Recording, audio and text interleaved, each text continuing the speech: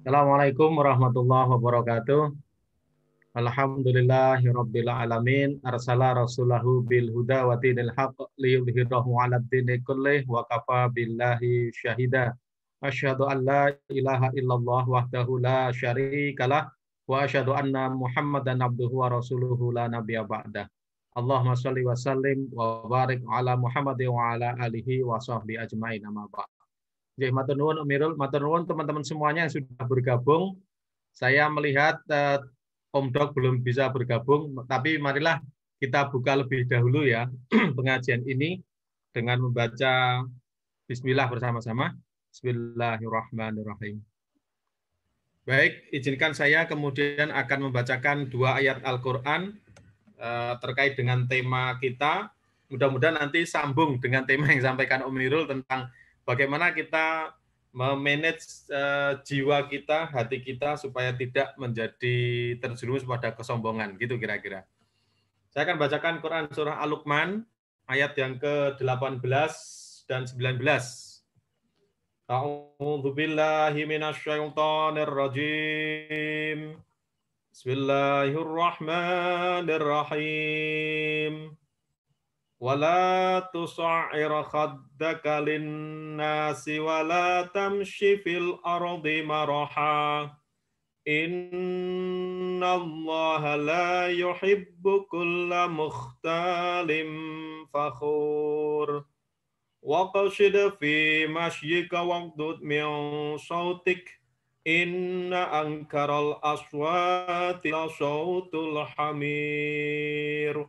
Sadaqallahul azim.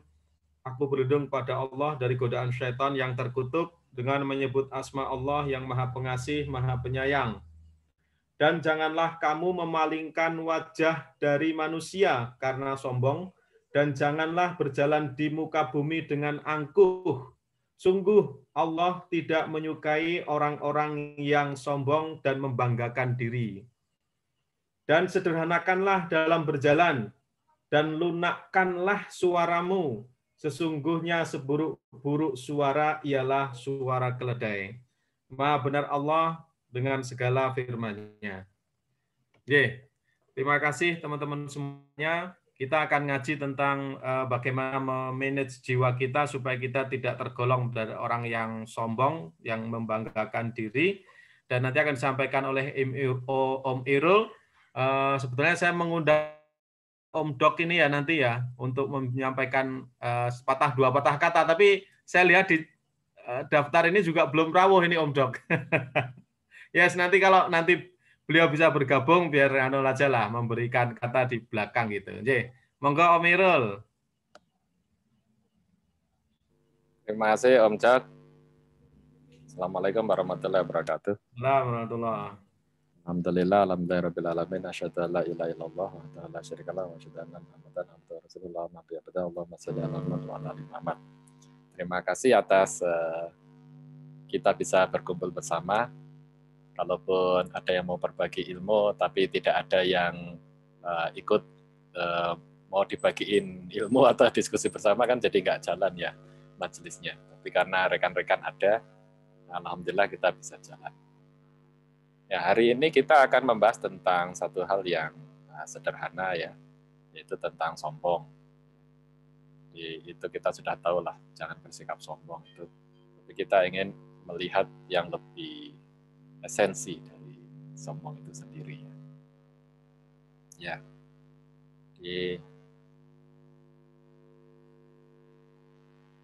judulnya adalah membunuh kesombongan ya.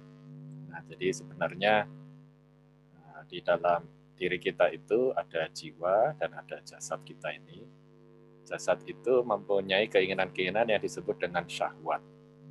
Syahwat ya. Syahwat itu seperti keinginan makan, keinginan seksual, itu disebut dengan syahwat. Tapi di jiwa itu sendiri ada keinginan-keinginan juga, itu yang disebut dengan hawa nafs. Jadi keinginan dari jiwa. Nah, ini biasanya adalah sesuatu yang imaterial ya. Seperti dia itu tamak ya, pengen banyak, kemudian fame ya, pengen terkenal gitu kan ya, pengen dihormati, itu adalah yang disebut dengan hawa nafsu. Sehingga pada suatu ketika setelah perang Badar itu Rasulullah itu bilang, kita selesai dari sebuah perang kecil dan harus ingat untuk perang yang besar. Apa itu? Kata sahabat yang lain adalah memerangi hawa nafsu. Ya. Jadi hawa nafsu tadi itu yang masih ada keinginan untuk terkenal, dihormati orang lain dan seterusnya. Nah, mari kita mulai dengan sebuah kisah ya. Ini kisah si pemimpin ini ya. Dibayangkan, andai kata di sebuah kantor itu mula-mula ada satpam gitu ya, yang saking bagus kerjanya dia naik, kemudian jadi pimpinan satuan tugas, kemudian naik lagi, diberi pekerjaan lebih banyak lagi, dia naik lagi jadi kepala bagian gitu kan, sampai akhirnya jadi general manager. Dan kemudian suatu ketika dia sudah berharap akan masuk jadi direksi, tapi suatu ketika dipanggil oleh dirutnya, terus dibilang, ini diperkenalkan dengan seorang anak muda. Anak mudanya itu ya masih culun ya, masih baru lulus dari kuliah gitu. Nah ini akan jadi direktur, jadi nanti kamu lapor ke sini. Nah, bagaimana perasaan orang yang sudah berkarir puluhan tahun tadi, ketika dia sudah hampir puncak, dia paling ngerti di perusahaan itu, tapi tiba-tiba yang akan menjadi pemimpin itu adalah anak yang baru selesai sekolah gitu ya. Mungkin karena anaknya siapa gitu kan. Nah tentu saja kita tahu bahwa mungkin tidak fair seperti itu kan ya. Berarti ini tidak fair ini kejadiannya gitu ya. Kita mungkin akan memihak kepada orang yang sudah bertahun-tahun berkarya tadi. Tapi bagaimana kalau kisah ini adalah kisah yang sama dengan ketika penciptaan Adam ya. Adam itu makhluk yang baru. Sementara ada yang namanya siapa namanya? Azazil atau siapa itu? Itu adalah jin yang sudah ribuan tahun dia itu beribadah, dia itu berbakti gitu ya. Bahkan mendapat tempat yang sangat mulia di kalangan para malaikat itu ya. Dia dijadikan sesuatu yang disegani lah, disebut penghulu gitu ya. Nah, tiba-tiba Allah itu bilang bahwa nanti Adam ini yang akan saya jadikan khalifah di muka bumi. Terus iblis ini marah gitu kan. Mestinya saya ini kan sudah berbakti lama gitu kan. Nah, disitulah kisah yang menarik ya. Nanti ada hubungannya dengan bagaimana kita menghindari dari kesombongan dan membunuh kesombongan itu sendiri. Kisah itu adalah sebenarnya kisah si pemimpin ini adalah kisah si iblis. Dan ingatlah ketika kami berfirman kepada malaikat, sujudlah kalian kepada Adam, maka bersujudlah mereka kecuali iblis. Ia enggan dan takabur. Dan ia termasuk golongan yang kafir. Jadi, makhluk yang sudah berbakti sekian lama ini, dia mengalami iri hati gitu ya, dan kemudian dia tidak mau bersujud hormat di sini ya, karena dia merasa lebih baik.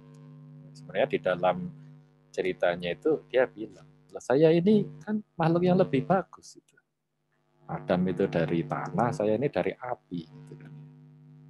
Jadi ada rasa merasa lebih bagus. Nah ini adalah salah satu karakter ya, atau sikap yang dicela itu karena sombong gitu ya.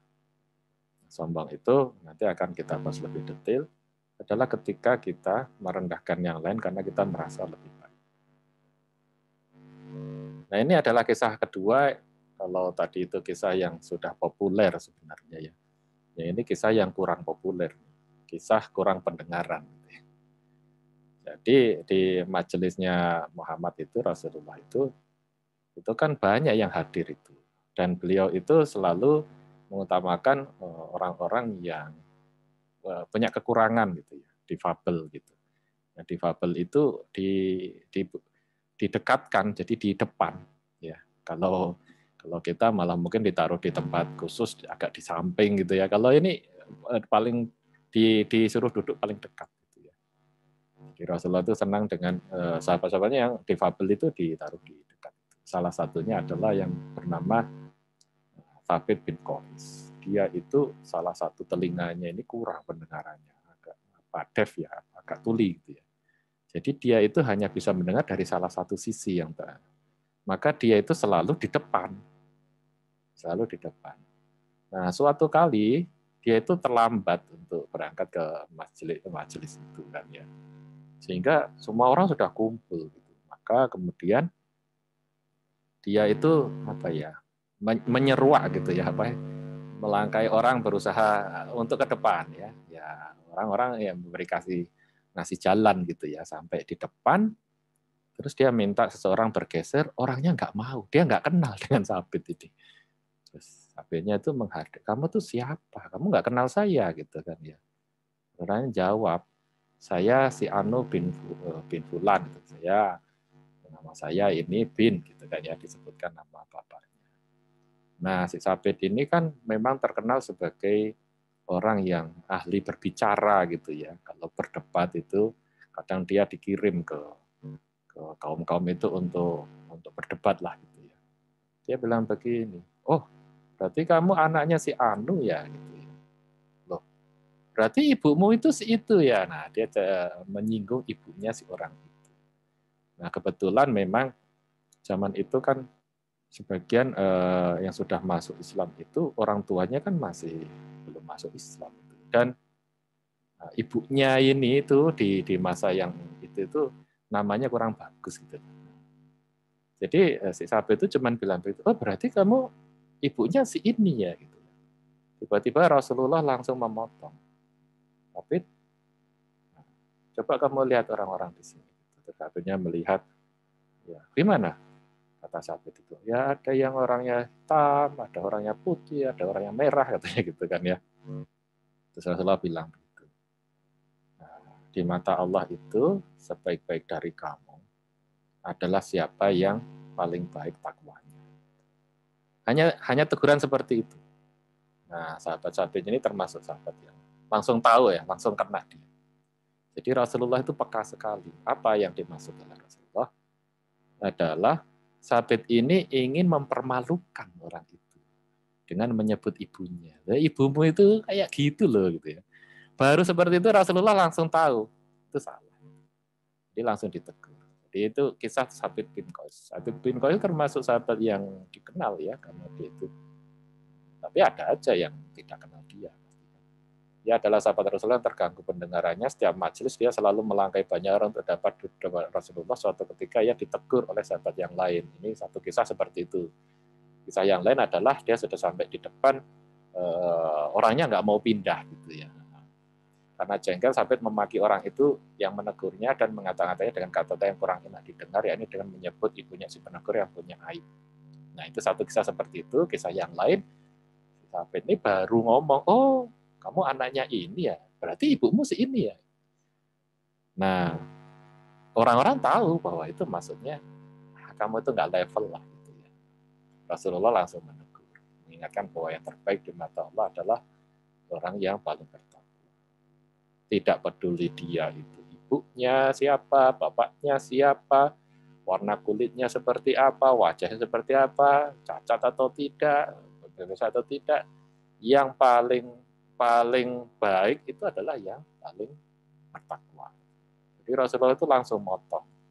Kenapa? Karena yang dilakukan Sabit itu sudah mengandung kesombongan. Ya itu dua kisah sederhana tentang sombong. Jadi apa itu sombong ya? Yang tadi sudah dibacakan itu oleh Om Jok ya. Janganlah kamu memalingkan mukamu dari manusia dikarenakan kamu nggak suka karena sombong. Ya mudah sekarang kita itu menemukan ya. Entah itu di Twitter, entah itu di YouTube atau apa gitu kan ya. Memalingkan muka di sini kan suatu istilah ya bahwa nggak suka. Dan janganlah kamu nggak suka karena meremehkan. Dan janganlah kamu berjalan di muka bumi dengan angkuh. Mendudukkan lebih dari orang lain. Sesungguhnya Allah tidak menyukai orang-orang yang sombong lagi membanggakan diri. Itu di Quran itu. Kemudian, nah ini dia yang menarik juga. Di Quran itu ada juga teguran seperti ini. Hai orang-orang yang beriman, janganlah satu kaum mengolok-olok kaum yang lain.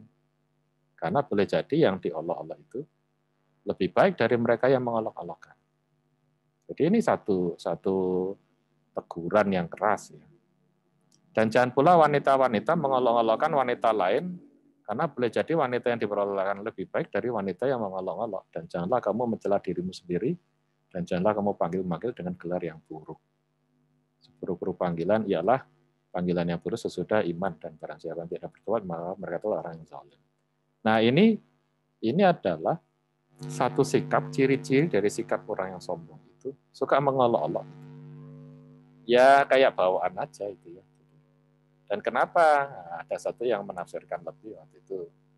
Nah, saya ngikuti YouTube-nya Noman Ali gitu. Kenapa yang wanita ini diceritakan? Karena ini sebenarnya kan sudah termasuk yang di atas itu kan ya. Tapi kenapa wanita itu disinggung khusus? Karena wanita itu lebih pintar cara mengolok-oloknya. Gitu. Jadi kalau dicontoh begini ya misalnya temannya pakai baju, loh hari ini kamu pakai pink ya? Hanya dari nadanya saja itu kalau wanita itu sudah tahu itu cara mengoloknya banyak katanya.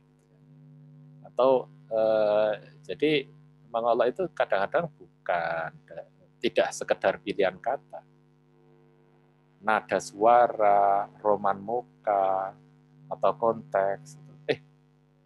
Kayaknya baju ini saya pernah lihat di Indomaret. Nah, misalnya begitu ya. Itu sudah tahu itu maksudnya itu murah gitu, maksudnya maunya gitu kan. Nah, katanya wanita itu lebih apa ya, lebih ahli ya untuk mengolok-olok itu ya. Makanya ini dikhususkan katanya, kata Noman Ali itu ya. Dan janganlah kamu mencela dirimu sendiri. Maksudnya dengan cara itu sebenarnya mengundang orang lain ganti mengolok-olok dia. Dan janganlah kamu panggil-panggil dengan gelar yang buruk. Gelar yang bagus ya boleh, tapi gelar yang buruk jangan. Biasanya karena ada cacatnya gitu ya, atau ada apanya. Gitu. Ada sesuatu yang diberikan Allah. Jadi Tuhan itu menciptakan makhluknya bermacam-macam. Ya, ada yang kelihatan cantik, ada yang tidak. Tapi Allah itu tidak suka makhluknya itu dijelek-jelekan, kan aneh kan ya. Maksudnya begitu ya. Jadi ada binatang itu yang nggak ada matanya, ada yang bagaimana bentuknya aneh gitu ya. Kita melihatnya itu adalah bahwa Allah ini punya banyak rahasia gitu. Bukan malah untuk diolok-olokkan. Dan seburuk panggilan nilai yang buruk sudah iman itu maksudnya begini. Kalau orang itu di jiwanya itu sudah ada cahaya iman, maksudnya ditaruh iman di dalamnya, nggak bisa keluar itu kata-kata yang kasar dan jelek itu nggak bisa. Kenapa? Ya tidak ada kosakata itu di hatinya. Gitu.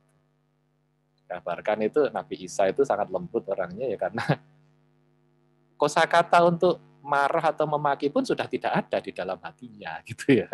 Jadi bagaimana bisa keluar? Nggak kebayang gitu kosakatanya. Nah itu yang kedua ini ya. Jadi bahkan mengolok-olok itu tanda sudah sombong.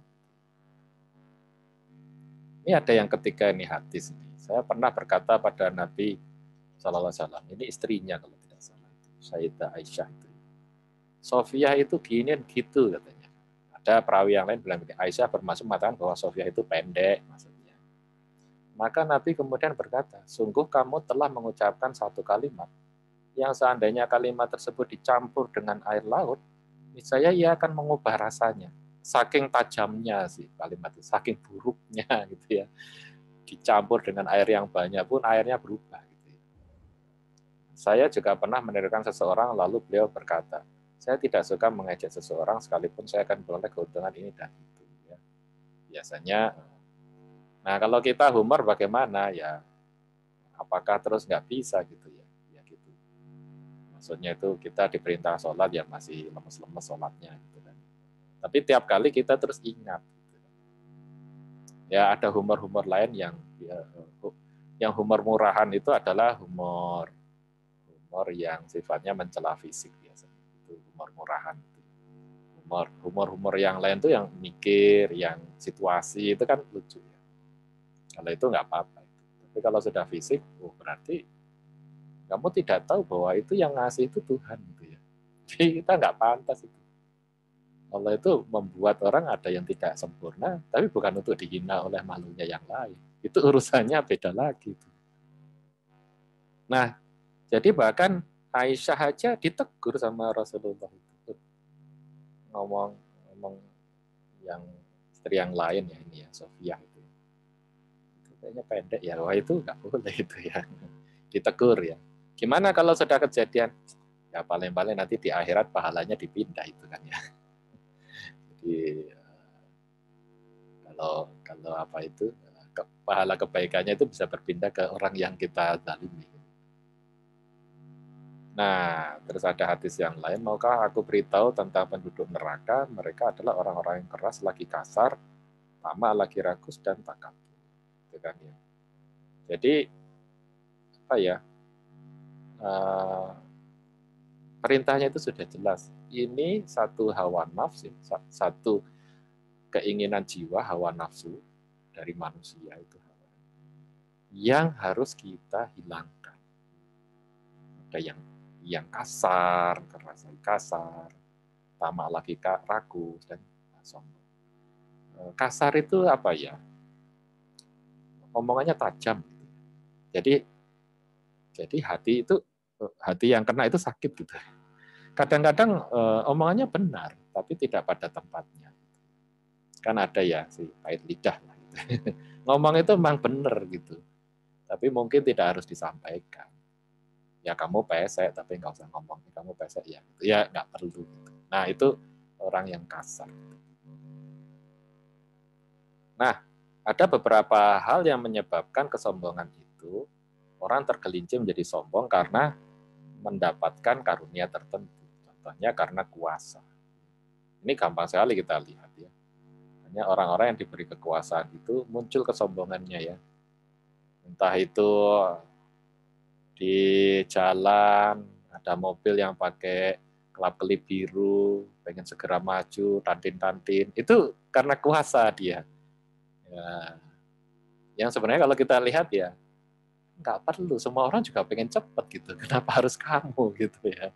Tapi kalau ambulan atau pemadam kebakaran ya itu benar. Jadi kesombongan karena kuasa itu adalah karena kekuasaan menggelincirkan. Berkatalah pembesar dari kaum Fir'aun kepada Fir'aun. Apakah kamu membiarkan Musa dan kaumnya untuk membuat kerusakan di negeri ini? Jadi awalnya itu disentuh egonya oleh teman-temannya ini, oleh sekelilingnya Fir'aun ini. Apakah kamu membiarkan? Jadi panas kan dia, dan meninggalkan kamu serta Tuhan-Tuhanmu, semakin panas. Kata Fir'aun, akan kita bunuh anak-anak lelaki mereka dan kita biarkan hidup perempuan mereka. Dan sungguhnya kita berkuasa penuh di atas mereka. Ini adalah contoh kesombongan yang direkam. Ya kayak gitu ya. Fir'aun itu hanya jabatan sih. Di Quran itu tidak pernah menyebutkan namanya langsung ya kalau untuk penyebutan itu yang buruk. Jadi disebut aja Fir'aun. Ya. Fir'aun itu di zaman itu adalah zaman ya masa lalu. Jadi Fir'aun adalah gelar kayak kita raja. Jadi dia merasa punya kuasa sehingga ketika egonya disentuh itu kemudian melakukan sikap yang membuat kerusakan, membunuh orang. Ya. Nah itu contoh karena sembuhan karena kuasa dan itu mudah sekali kita menemukannya. Ya. Semua yang berkuasa itu mudah sekali kita lihat ketergelinciran. Kesombongan karena ilmu. Korun berkata, sesungguhnya aku hanya diberi harta itu karena ilmu yang ada padaku. Ya aku pinter kok, jadi makanya ya bayar mahal lah ya. Ya iya, tapi ya bukan untuk di aku-aku seperti itu. Dan apakah ia tidak mengetahui bahwasanya Allah sungguh telah membinasakan umat-umat sebelumnya yang lebih kuat daripadanya dan lebih banyak mengumpulkan harta, dan tidaklah perlu ditanya kepada orang-orang Musa itu tentang dosa mereka. Jadi ini sikap yang sombong karena diberi ilmu. Orang yang sukses dan merasa suksesnya itu karena ilmu dia, itu tergelincir juga ke kesombongan. Wah, kok banyak ya ternyata ya sombong. Ya karena saking gampangnya itu. Dan jiwa itu, hawa nafs itu, keinginan jiwa itu cenderung ke arah sana. Kesombongan karena kaya. Kesombongan karena kaya itu ditunjukkan justru dengan cara yang aneh kalau di Quran. Dan apabila dikatakan kepada mereka, nafkahkanlah sebagian dari rizki yang diberikan Allah padamu, maka orang-orang kafir itu berkata kepada orang yang beriman, apakah kami akan memberi makan kepada orang-orang yang jika Allah menghendaki, tentulah dia akan memberinya makan. Tiadalah kamu melainkan dalam syaitan yang nyata. Jadi, dia merasa bahwa harta dia itu, ya haknya dia. Nah, kan ini saya yang upayakan. Dia tidak bisa menerima bahwa ada haknya orang lain di situ. Lah itu kata siapa gitu, kata orang-orang ini gitu kan ya, kata orang-orang yang kafir ini, dia kalau memang Tuhan mau ngasih kan tentu sudah dikasih makan orang-orang itu gitu kan. Ya memang nggak dikasih itu. Jadi kenapa jadi saya yang harus ngasih? Nah, itu sudah sombongan itu. Sombongan karena dia merasa kaya itu adalah usahanya dia sendiri seperti yang tadi dihubungkan dengan tadi itu, dan itu adalah haknya dia sepenuhnya. Ya, itu kesombongan karena kaya. Nah ini yang sangat halus ini, dan ini anehnya justru teguran langsung kepada Rasulullah Muhammad. Kesombongan karena harga diri. Sama seperti kisah Sabit tadi, kita punya banyak alasan untuk membenarkan Sabit yang dia itu ingin di depan. Karena dia memang kan pendengarannya kurang. Dan biasanya dia di depan. Gitu kan ya. Tapi ketika dia kemudian berusaha untuk mempermalukan sahabat yang lain, Rasulullah langsung tegur. Salah kamu itu. Ya mungkin dia punya hak di situ, tapi kamu nggak usah seperti itu. Gitu. Berusaha mempermalukan orang lain karena kebetulan orang itu tidak mau ngasih tempat. Gitu kan ya. Nah Rasulullah sendiri pernah ini. Ini kan surat Abasa ya. Dia Muhammad bermuka masam dan berpaling karena telah datang seorang buta. Ini kan Ummu Maktum ceritanya. Karena telah datang seorang buta kepadanya. Tahukah kamu barangkali ia ingin membersihkan dirinya atau dia ingin mendapatkan pengajaran lalu pengajaran itu beri manfaat kepadanya. Adapun orang yang merasa dirinya serba cukup maka kamu layani. Kisahnya adalah Rasulullah itu sedang kumpul dengan para bangsawan Quraisy. Dan dia sedang ingin menunjukkan bahwa Islam itu bagus gitu kan ya. Jadi tiba-tiba datanglah seorang buta itu pengen bertanya. Rasulullah itu malu. Saya lagi melayani orang-orang yang terhormat ini, lah kok ada sahabatnya atau pengikutnya itu buta dan miskin gitu kan ya. Itu ada rasa malu. Hanya kecil kan ini pasti. Ini kan kecil banget dan tidak terungkap sama sekali. Allah itu negurnya keras banget. Bermuka masam dan berpaling. Ya, ini pengajaran. Rasulullah sendiri orangnya lembut sebenarnya. Ya, apalagi sudah ada seperti ini, selanjutnya Rasulullah itu orang yang sangat humble. Jadi bahkan bermuka masam sudah ditegur karena itu adalah kesombongan.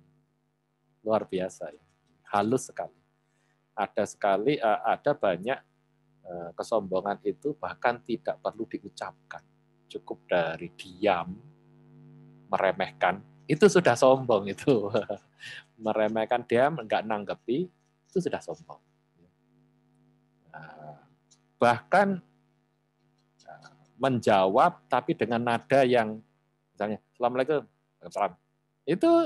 itu sudah menunjukkan rasa tidak suka, itu sudah jatuh ke kesombongan gitu ya. Jadi halus banget disebut dengan sombong. Nah ini menarik. Jadi sombong adalah apa? Wah, dia punya mobil bagus, sombong gitu kan ya. Atau wah, nilainya kamu bagus, sombong nih, kan kita sering kayak gitu ya. Bukan itu. Diriwayatkan dari Abdullah bin Mas'ud, Rasulullah bersabda, tidak akan masuk surga seseorang yang di dalam hatinya terdapat sombong sebesar biji sawi, maksudnya kecil banget. Lalu ada seorang yang bertanya, bagaimana dengan seorang yang suka memakai baju dan sandal yang bagus? Beliau menjawab, sesungguhnya Allah itu indah dan menyukai keindahan. Gak apa-apa kamu itu punya selera yang berkelas.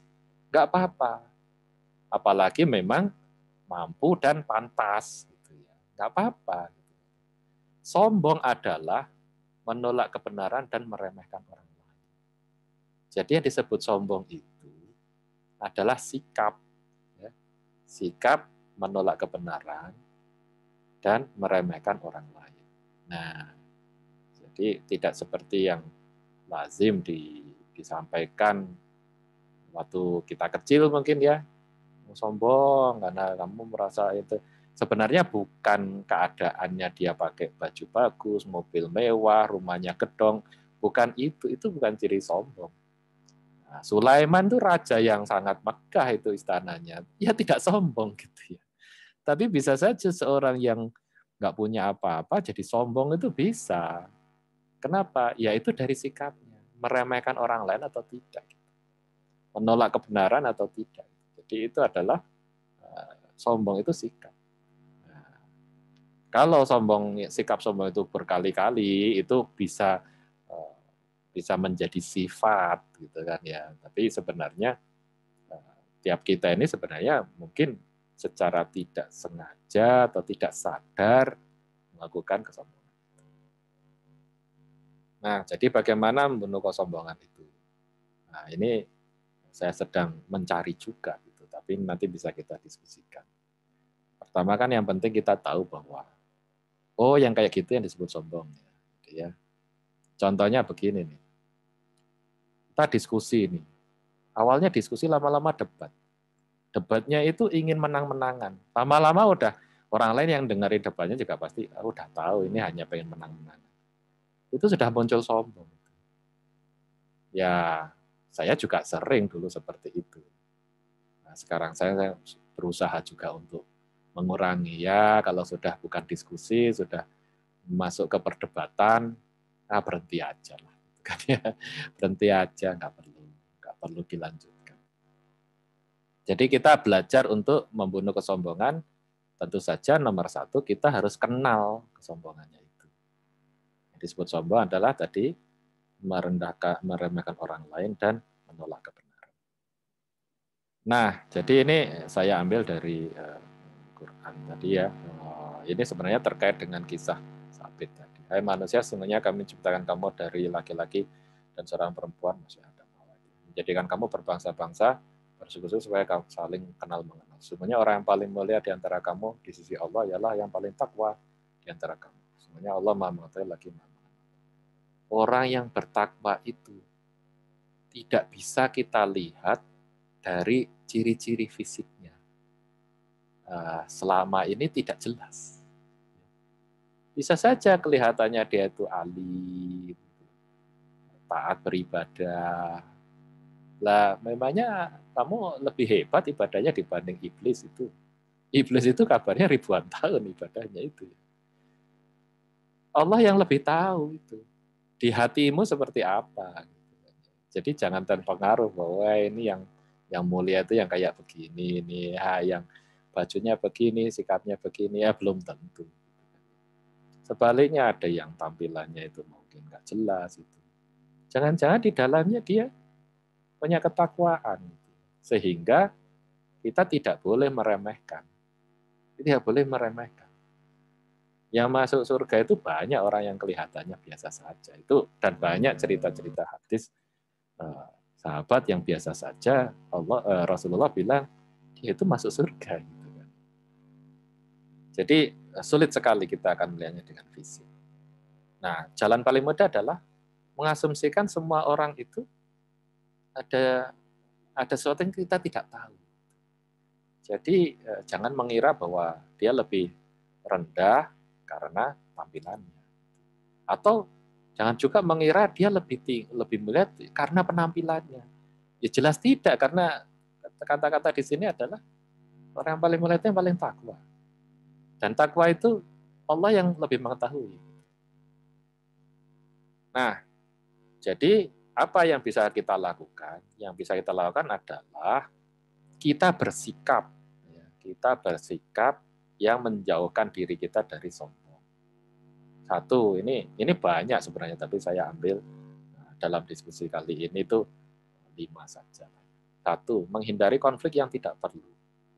Jadi di Quran itu adapun hamba-hamba Tuhan yang Maha Mengasih, ya Allah, itu adalah orang-orang yang berjalan di muka bumi dengan rendah hati, dan apabila orang-orang bodoh, jahilun, wa idza khatabahumul jahilun, menyapa mereka, maksudnya dengan kata-kata yang menghina atau mengolok-olok, mereka mengucapkan salam, damai, dan tidak ditanggapi.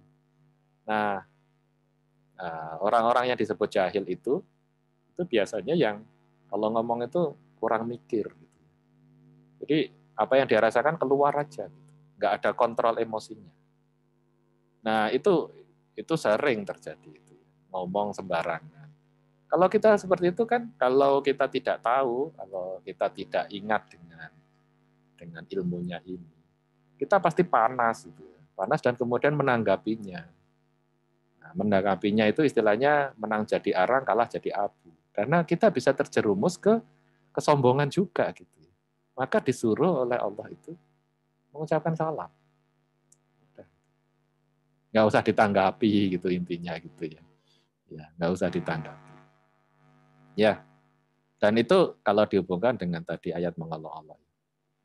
Bahkan yang ada ayat lain juga. Kita itu bahkan tidak boleh mencela sesembahan dari umat lain. Itu ada di Quran itu kan. Kenapa? Loh kan benar gitu. Loh nggak seperti itu, nggak boleh. Karena nanti akan Allah itu dicela juga. Dan nanti akan apa? Ya tadi itu terjadi sesuatu yang tidak ada ilmunya tadi itu. Ada itu di ayat Quran. Yang kedua adalah bangga cukupnya untuk diri sendiri. Kita itu boleh punya apa ya? Proud ya. Karena kita sudah melakukan sesuatu itu boleh itu. Yang tidak boleh itu dibanggakan ke orang lain. Dibanggakan ke orang lain sehingga merasa lebih baik dibanding orang lain. Kan begitu katanya. Sungguhnya Allah mewahyukan kepadaku agar kalian bersikap rendah hati hingga tidak seorang pun yang bangga atas yang lain. Tapi kalau ke dirinya sendiri nggak apa-apa, misalnya saya punya target bisa main musik gitu kan ya, dan bisa, wah saya senang, saya bangga dengan pencapaian saya. Tapi kemudian bukan, nah, aku bisa kamu nggak bisa kan, nah itu sudah meremehkan lagi ya, tadi sombong kan. Dan tidak ada yang berbuat aneh terhadap yang lain. Jadi kadang-kadang karena berilmu, berprestasi tadi, kita kemudian terlalu bangga sehingga itu meremehkan yang lain. Nah itu yang sambungannya yang sehingga meremehkan orang lain itu yang nggak boleh. Gitu. Jadi makanya cukupnya untuk diri sendiri.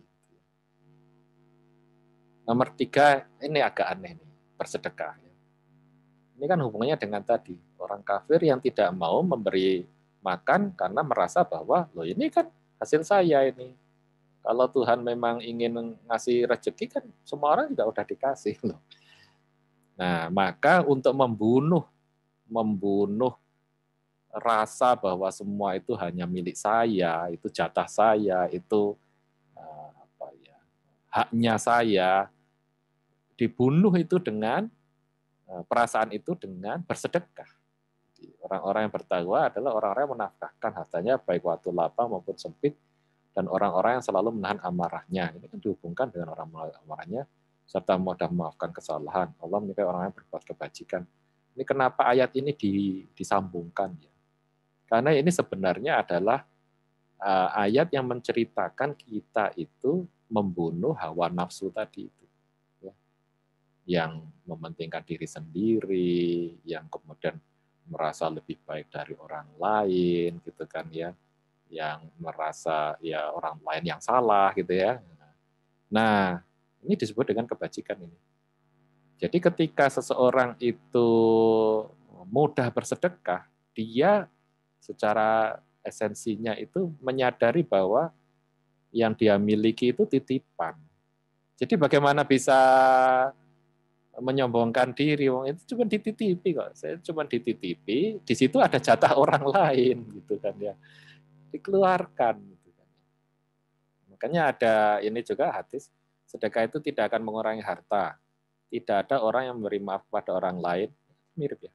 Melainkan Allah akan menambah kemuliaan untuknya. Dan tidak ada orang yang tawadhu merendahkan diri karena Allah, melainkan Allah akan mengangkat derajatnya. Ini kan disambungkan ciri-ciri itu. Artinya kalau kita itu bersedekah, sebenarnya kita sedang membunuh kesombongan. Bagaimana kalau terlalu banyak bersedekah sehingga malah jadi sombong? Ya, itu salah bersedekahnya, itu kan nggak ikhlas itu. Niatnya sudah salah itu. Jadi yang bersedekah yang benar itu ya pasti orangnya jadi rendah hati. Pasti. Karena dia tahu bahwa yang dia miliki titipan.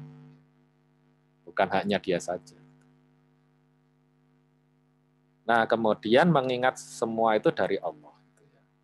Ini ada kisah, sebenarnya banyak ya, tapi saya ambilkan ayat-ayat ini. Ini adalah kisah dua orang itu, di surat Al-Kahfi. Yang satu itu punya kebun yang bagus, yang satunya dan kaya gitu. Yang satunya itu kebunnya ya nggak terlalu bagus, dia jelek gitu dan miskin. Gitu. Terus yang kebunnya bagus itu mengatakan, oh, kebunku bagus itu kan ya. Terus yang satunya bilang, mengapa kamu tidak mengatakan waktu kamu masuk kebunmu, Masya Allah, la quwata illa billah, sungguh atas kehendak Allah semua ini terwujud, tiada kekuatan kecuali dengan pertolongan Allah. Sekiranya kamu anggap aku lebih sedikit darimu dalam hal harta dan keturunan. Ini kata yang miskin tadi, mengingatkan. Tapi ini ayat ini panjang nih, panjang. Ini kan saya ambil hanya 39 langsung lompat ke 42. Al-Kisah kemudian suatu hari ketika sudah mau panen, kebunnya hancur.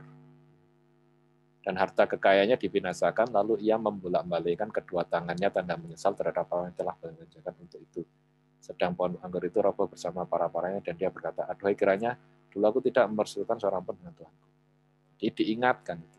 Kita kan sering tuh, wah, sudah sukses gitu kan ya, sampai lupa merasa itu semua adalah hasil karya kita, karena kita pinter, karena kita cerdik lah, karena kita hebat gitu kan ya, terus dibalik gitu ya, tiba-tiba ambruk gitu.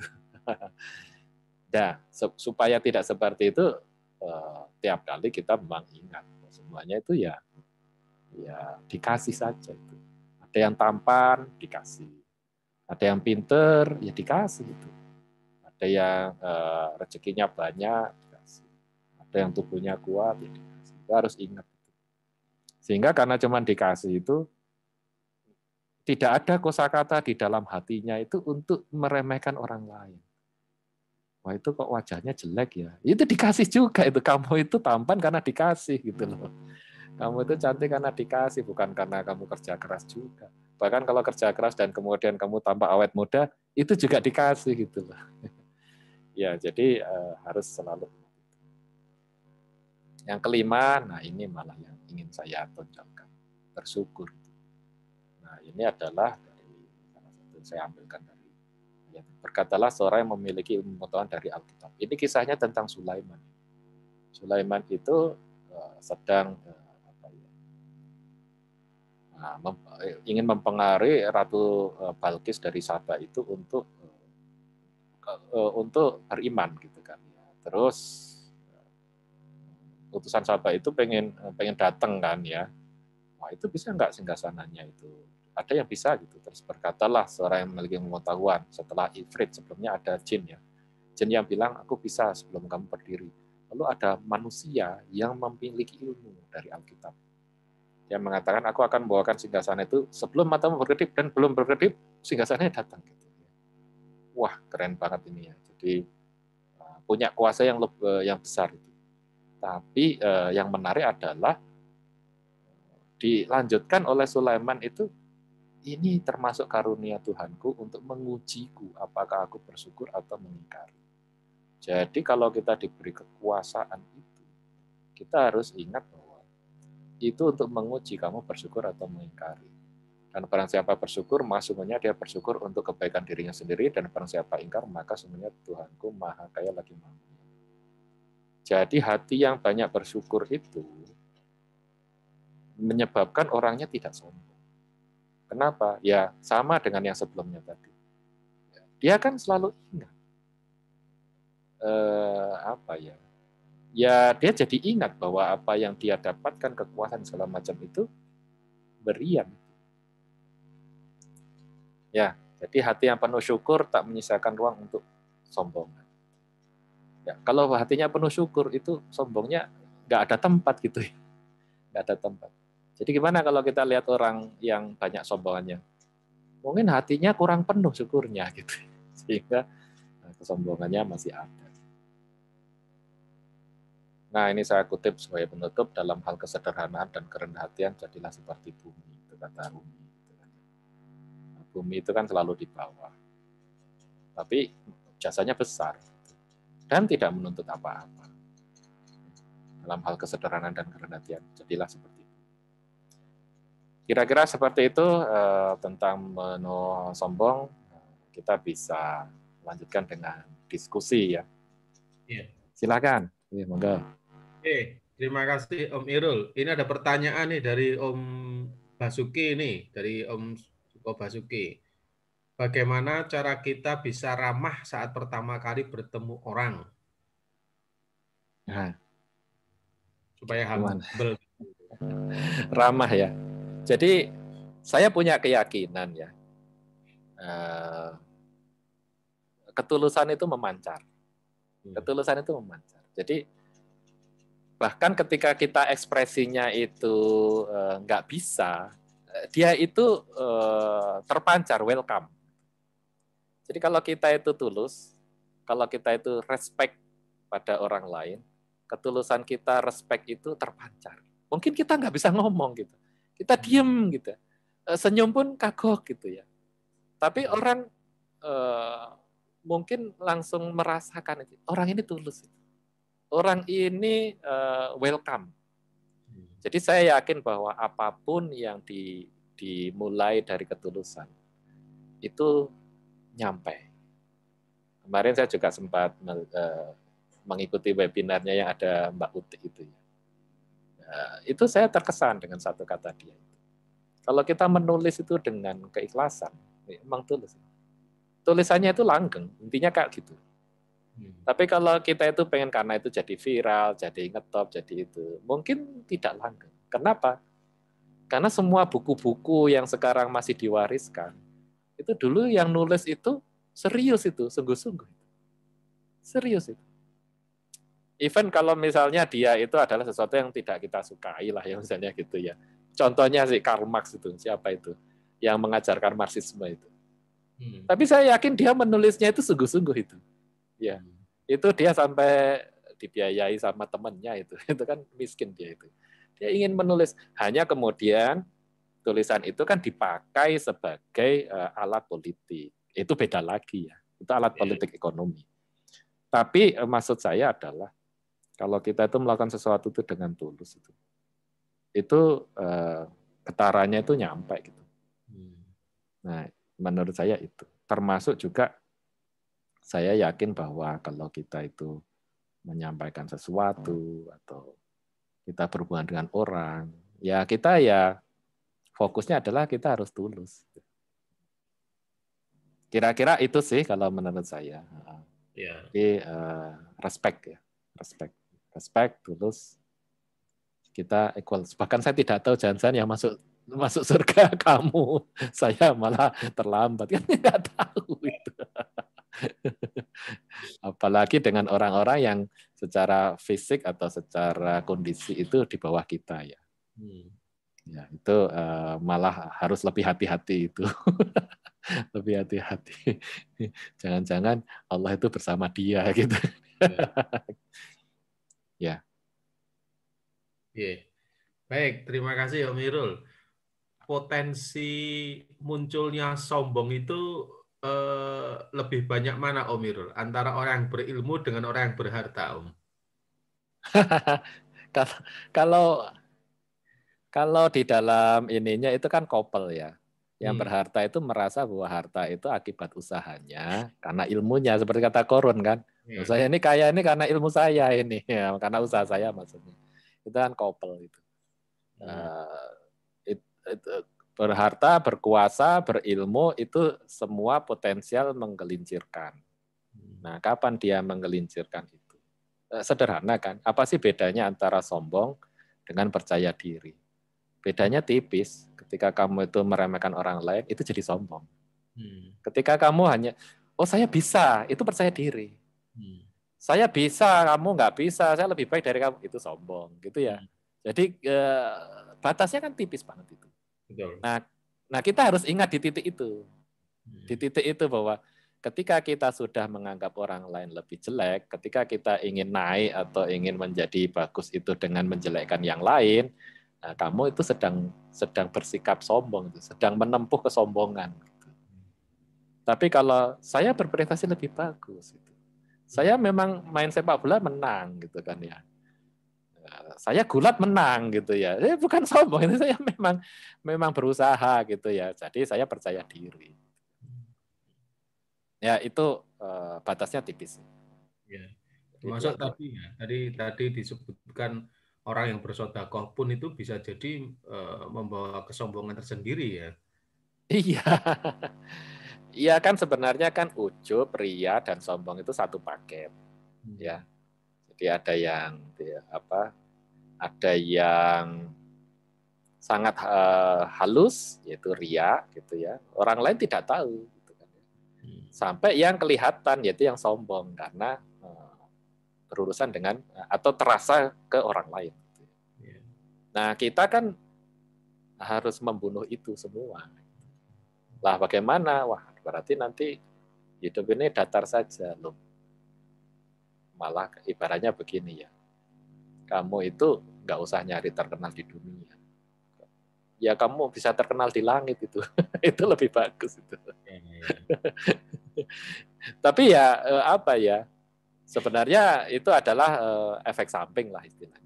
Kalau kita itu bersungguh-sungguh dengan tugas kita sebaik-baiknya, derajat kemuliaan itu diangkat sendiri, nggak usah kita cari-cari. Ya. Itu seperti seperti Ibrahim dan Ismail ya. Ya. Ketika Ibrahim dan Ismail itu membangun rumah yang tua, Ka'bah itu, kemudian mereka berdua kan tidak kemudian membusungkan dada gitu kepada Allah, tapi kemudian mereka malah berdoa, Rabbana taqabbal minna gitu. Ya Allah, terimalah ibadah kami. Ini kan salah satu cara untuk membunuh kesombongan itu ya, Om Irul ya. Ya. Jadi kita itu kalau ikhlas ya sebenarnya itu kan sombongnya jadi hilang. Karena kita punya tujuan. Dan tujuan kita itu bukan menjadi fame. Yang paling berat itu kan fame. Orang itu hawa nafsunya itu pengen terkenal. Bahkan gini. Pengajian pengen rame. Kalau rame itu puas. Ya. Kalau muridnya satu nggak keren gitu kan. Itu hati-hati, itu tergelincir ke kesombongan. Itu fame, itu mencari fame. Atau misalnya gini, wah saya kalau ngasih pengajian nanti kalau nggak bagus gimana ya? Saya pernah itu merasa nanti gimana kalau materinya. Sampai tiba-tiba saya ingat, kalaupun saya sedang mendapat kewajiban untuk berbagi ilmu, itu karena itu kewajiban bersedekah. Jadi semua ilmu kita itu harus disedekahkan, harus disedekahi. Punya ilmu memasak yang menurut kita bagus, yaitu diajarkan. Mungkin orang lain dapat manfaat itu. Wah, gimana kalau itu trade secret? Ya ada batas ya, maksudnya ada hal-hal tertentu yang memang boleh masih kita tahan gitu kan ya. Kalau kita takut itu disalahgunakan. Tapi sebagian besar kalau sekarang kita lihat ya, orang-orang yang sukses itu yang rajin membagikan. Betul. Bahkan di dalam komunitas ilmuwan gitu ya, yang rajin membagikan itu akan dilihat lebih kan ya. Kalau yang nyimpen-nyimpen ya nggak punya teman ya dia. Jadi kalau teman-teman mau membagi ilmu, apakah itu ilmu kesehatan atau ilmu bisnis atau ilmu apapun atau ilmu bermasyarakat, kita harus memandangnya itu adalah kayaknya ini kewajiban saya bersedekah gitu. Karena saya sudah diberi ilmu ini. Jadi dan kita nggak perlu takut misalnya, wah kok materinya kok jelek gitu. Loh, itu bukan tujuan. Kita bukan tujuan untuk tampil keren, itu juga itu harus dibunuh itu. Terus dibunuh itu. Kalau kita ini misalnya ngajar itu kan ya harus dibunuh itu kalau misalnya wah pengen ini, atau misalnya posting pengen like-nya banyak gitu kan ya. Itu harus dibunuh itu. Apalagi tahajud call gitu kan ya. Itu dibunuh itu karena itu kesombongan-kesombongan yang kita tidak menyadari. Ya sekarang mungkin jadi sadar. Ya. Itu ada pertanyaan dari Om Bas juga ini, Om Basuki ini. Bagaimana sikap kita ketika kita sudah tidak sombong, tetapi justru lawan bicara kita yang justru sombong? Iya. Nah, itulah orang yang sombong itu kan dimasukkan sebagai jahilun tadi itu. Yang kita tanggapi dengan salah. Oh ya, makasih atas masukannya. Udah. Selesai gitu ya. Oh gitu ya, ya udah. Wah mobilnya bagus nih, mobil bagus nih, bisa cepet banget ini. Aku juga belinya 1,5 miliar. Oh gitu ya, bagus juga. Udah selesai. Gitu. Yang penting kita tidak sombong kan. Ya. Yang penting kitanya tidak sombong. Nah, diajarkan seperti itu. Nah ada lagi yang dikatakan katanya itu, kalau ulama bilang begini, sombong terhadap orang sombong itu sedekah gitu kan ya. Nah itu adalah ketika kasus berdebat dengan orang yang kafir yang bukan jahil ya. Jadi begini, penentang. Jadi penentang itu begini, dia ngerti bahwa kita benar, tapi dia itu ngeyel untuk apa? Mengalahkan kita. Nah kita boleh itu berdebat dalam artian menunjukkan mana yang benar supaya orang lain tidak ikut tersesat. Kalau itu beda ya, itu tujuannya adalah kita berdebat. Tapi berdebatnya pun kita tidak sombong tuh. Kita bisa diskusi, itu sebenarnya tidak ada kesombongan. Sampai kemudian terjadi debat kusir yang ingin menang-menangan. Nah, pada saat itu terima kasih, saya kayaknya ada cara lain gitu. Itu sesuai dengan ajaran di Quran itu. Kalau kamu sudah ketemu dengan yang jahilun gitu ya, yang jahil gitu, ya yang tujuannya mengolok-olok, tujuannya itu adalah ingin mempermalukan, atau tujuannya itu untuk menang-menangan, nggak usah ikut. Itu yang saya pahami dari Quran seperti itu. Jadi ngalah nggak apa-apa sama yang jahil. Kalau tugas kita sedang misalnya begini, makanya kadang-kadang ya kita nggak usah ikut lah misalnya. Oh ini sentimen karena ini, karena itu, karena ucapan sini, itu pembicaraan jahil itu. Pembicaraan jahil itu artinya ya jangan diikuti. Nanti kita terjerumus ikut-ikutan sombong gitu kan. Ikut-ikutan yang tidak benar. Ya, gitu ya. Baik Om. Kalau tadi Om Irul sebutkan bahwa supaya kita membunuh kesombongan itu jadilah seperti bumi gitu ya. Ya. Itu, kata Rumi itu. Ya kata Rumi. Oke. Itu apa seakan-akan bumi itu rindu kepada orang-orang yang tadi itu yang tidak sombong. Mbok aku diinjak lah di sini lah gitu. Ada kebanggaan nggak itu? Setiap jengkal tanah, setiap jengkal bumi itu dihiasi oleh orang-orang yang seperti itu ya. Saya memahaminya gini, kita harus menemukan tugas kita gitu. Dan kita itu menyelesaikan tugas kita itu. Kalau tugas kita itu panglima perang ya selesaikan sebagai panglima perang gitu ya. Kalau tugas kita itu adalah seperti bumi itu ya tugas kita lanjutkan dengan baik gitu ya. Karena kita itu menjalankannya sebagai tugas. Jadi tidak ada kesombongan gitu. Jadi gini nih misalnya, seseorang diberi kemudahan sehingga apa yang dia usahakan itu gampang gitu. Entah itu ilmunya, entah itu upaya mendapatkan harta dan seterusnya. Ketika dia itu rendah hati, banyak syukur, dia tahu bahwa itu hanya diberi, maka dia akan fokus pada tugasnya. Lah saya ini dititipi ini untuk apa? Gitu. Saya terus terang misalnya ya tokoh yang sekarang saya justru amati itu Bill Gates itu loh.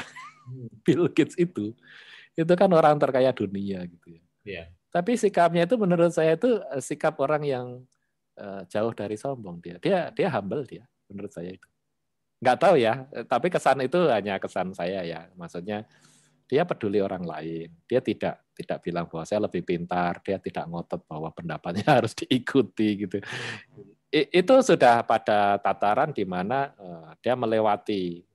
Tapi ada juga yang masih kaya dan masih itu. Kan ada, kita bisa melihat dari sikap-sikapnya. Ya itu contoh yang sekarang bisa kita lihat dan gimana ya, dia terbukti dia kaya loh. Tapi dia ya keluarganya baik-baik saja gitu ya, jauh dari isu-isu yang nggak jelas itu kan ya. Ngurusi malaria dan segala macam. Ya itu contohnya. Bagi saya ya, kalau kita tarik ekstrimnya. Monggo teman-teman semuanya, jika akan menanyakan sesuatu atau menyampaikan pendapatnya, monggo silakan. Iya, kapan kita pernah merasa sombong dan baru kita sadari itu ya, atau itu sombong enggak ya, itu boleh itu sharing itu. Saya dulu sering diskusi itu panjang lebar sampai suatu ketika diskusinya menjadi debat kusir. Dulu saya ngotot sampai menang dan sering iya menang. Kita selalu dapat bukti-buktinya. Tapi sekarang saya sadar, kayaknya saya bisa tergelincir itu. Udahlah berhenti aja. Terus gimana? Iya nggak apa-apa gitu kan. Nah, apalagi di usia seperti kita sekarang ini ya, kita sudah mulai harus mencari hakikat makrifat itu. Yeah. Kita menjadi longgar terhadap orang lain itu beda cara. Ya boleh jadi cara dia juga ada benarnya. Betul. Ya, jadi kita akan mencari yang lebih esensi itu. Gimana kalau ada orang yang ngeselin nih, kok kayaknya sikapnya sombong terus. Ya tugas kita itu kan mengingatkan gitu dengan cara yang sebaik-baiknya. Jangan malah ngompori. Ya bener ya, ini bagus banget ya, itu ngompori gitu kan ya. Ya, oh ya gitu ya, oh ya. Ya udah gitu ya. Misalnya. Karena kita juga nggak bisa apa itu. Nah, nanti suatu ketika kita mungkin akan diskusi lebih banyak tentang amar ma'ruf nahi mungkar ya. Yang sering menjadi masalah itu kan nahi mungkar kan ya. Itu pertanyaannya adalah mungkar itu apa gitu. Tapi kalau sekarang ini kan masalah sombong ini sebenarnya adalah perjalanan masing-masing jiwa kita. Ya, supaya ya istilahnya kalau dulu itu ya kalau apa Islam itu kan belajarnya fikih ya syariat dulu.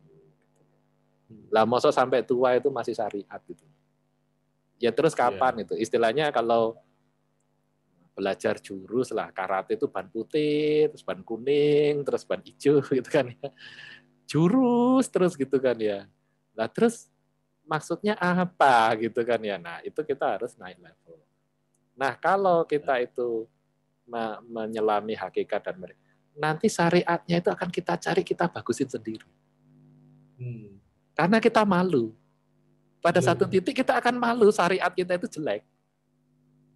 Jadi dibalik sekarang. Misalnya begini nih.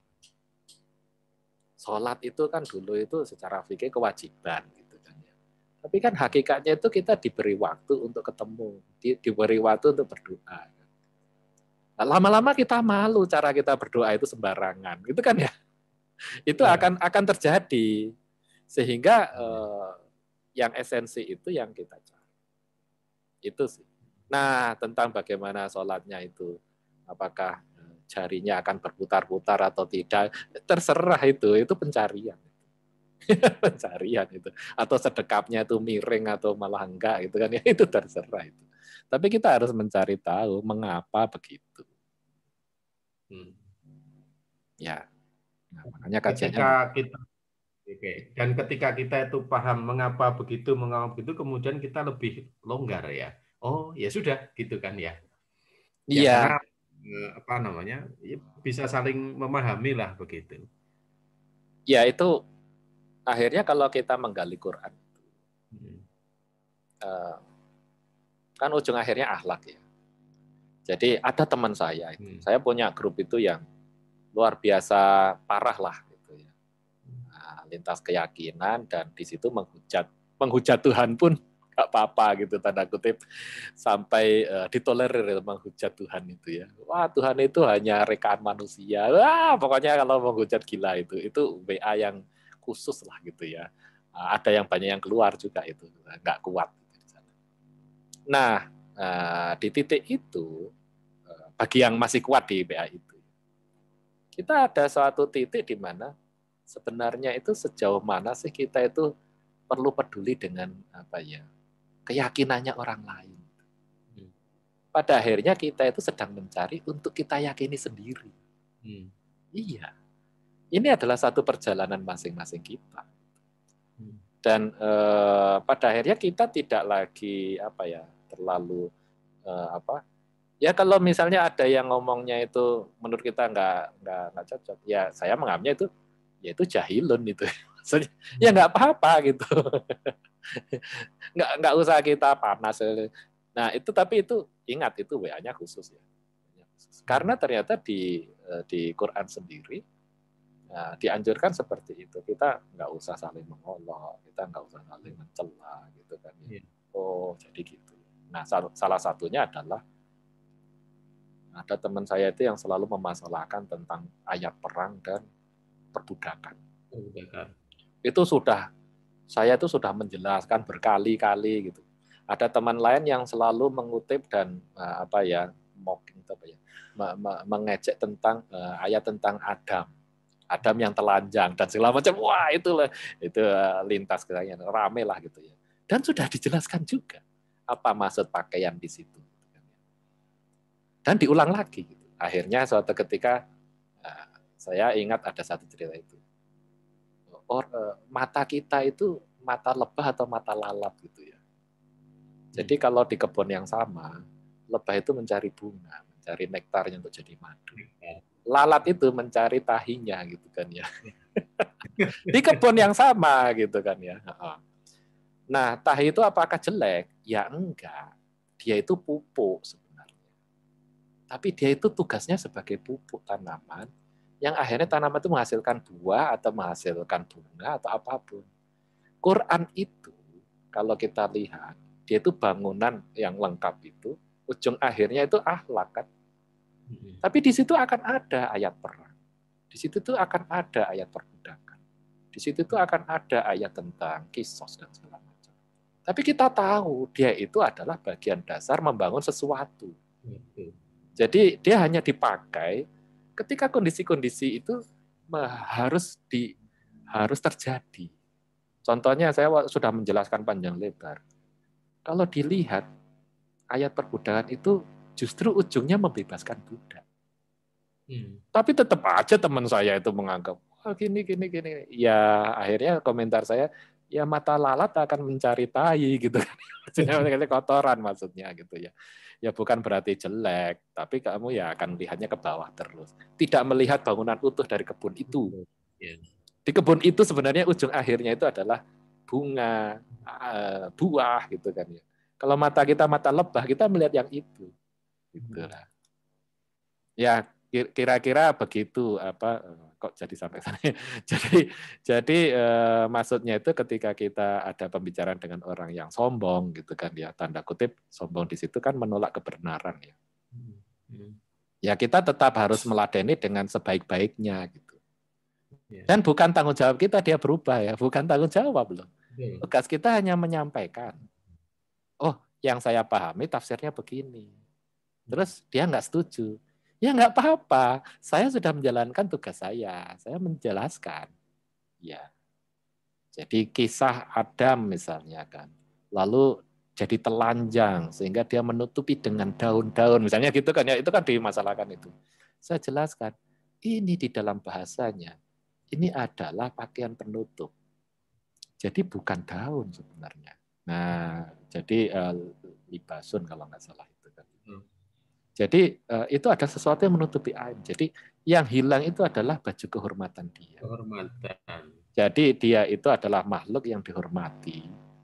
Dan karena dia melanggar itu, Allah menghilangkan baju kehormatan. Bukan kemudian terus, oh jadi telanjang begini. Lah itu kan tafsirnya kayak gitu ya. Tapi dia itu terbuka, aibnya itu malu di kalangan penduduk sana. Nah itu, tapi mau dijelaskan kayak apapun ya, kalau oh enggak kok itu anu kok, ya bolehlah terserah gitu kan ya, kan ya damai aja gitu kan ya. Contohnya seperti itu sih. Jadi kalau ada pembicaraan yang sudah tidak lagi diskusi tapi adalah debat, nah, kita disuruh berhenti, ya. Supaya kita tidak terjerumus jadi sombong. Jadi sombong. Ya. Oke. Baik, terima kasih teman-teman. Ada hal yang ingin ditanyakan atau disampaikan? Ya. Kalau sudah cukup, kita juga sudah jam 9 ini. Jadi ya sudah jam 9. Maka ditutup, Om Jab. Ya. Baik. Terima kasih Om Irul, terima kasih teman-teman semuanya. Mudah-mudahan bahasan kita yang menarik pada malam hari ini itu bisa menjadi pembelajaran buat kita supaya kita bisa memerangi kesombongan yang ada dalam diri kita, dalam jiwa kita gitu ya. Baik, mudah-mudahan Allah merahmati dan meridhoi kita semuanya dan mari kita tutup pengajian ini dengan baca Alhamdulillah bersama-sama. Alhamdulillahirabbil alamin. Alhamdulillah. Matur nuwun Om Joksan, Om Iro.